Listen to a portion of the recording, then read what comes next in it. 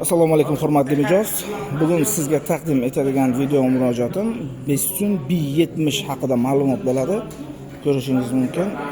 Restyling varianti hozirda ko'rsatib turgan mashinamiz Bestune B70 1.5 turbinaligi. Proyeksion linzli optika qilingan, ko'rishingiz mumkin. Oldi gabarit chiroqlari bilan yonadi, B-LED bilan jihozlangan. Datchik dajda, datchik sveta, bunaqa funksiya hammalari bor. 1.5 turbina bo'ladi. Kapotimiz ostida GDI motor, ekonomichniy bo'ladi bu. Sizga aytishim kerak bo'lgan narsa 169 ta ot kuchi. 169 ta ot kuchi. Полоса удержания bizda bor, avtotormojение. 18 dyumli litsiy alyuminiy diskalar bilan jihozlangan. 360 kameramiz. Ikki bokovoy hamda oldi orqada 3D облицовка qilib sizga ko'rsatib beradi. Tak, salon ichimiz ko'rish mumkin. Mягкий rezina qilingan, misol uchun plastik emas, taqirlab oftobda kuyib qolmaydi. 87% koja, перфорированный дышащий deydi. Misol uchun terlatmaydi. Обогревы bor. Silinalarimizda bemalol 6 ta aerobag bilan jihozlangan, xavfsizlik jihati ham yo'langan. Orqalarida deflektorlari bor. Bir vaqtning o'zida bir isitib, bir vaqtning o'zida sovutib beradi.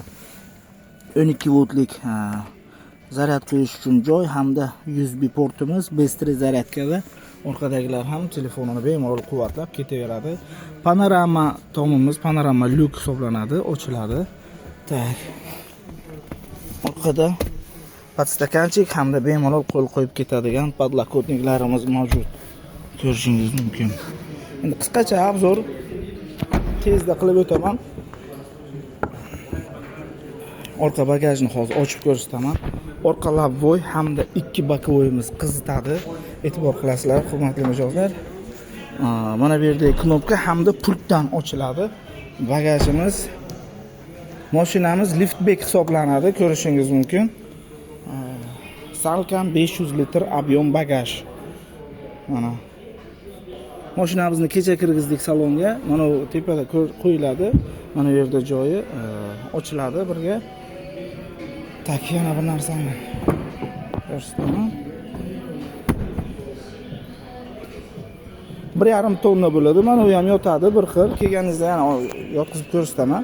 1,5 tonna объем bagaj bo'ladi.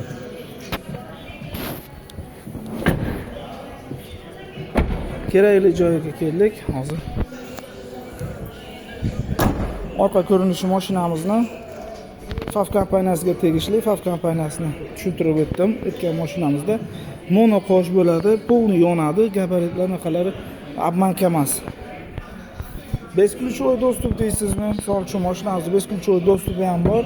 Kelib shuni bosib ketaverasiz, ochib, yopib ketaverasiz. Ditskiy rejimlarigacha bor. Elektropaket bo'ladi sidenya. Oldi, orqa yotqizib turg'izsiz bemalol. Elektropaket bo'ladi. Tak, mana bu yerda chiroqlarni, pоворотникlarni boshqarsangiz, mana bu pastdagi richagimizdan adaptivniy cruise controlni boshqarsangiz bo'ladi.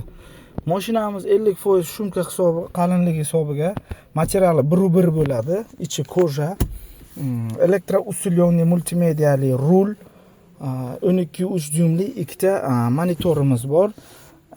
Korobkamiz esa variator emas, diqqat qilasiz.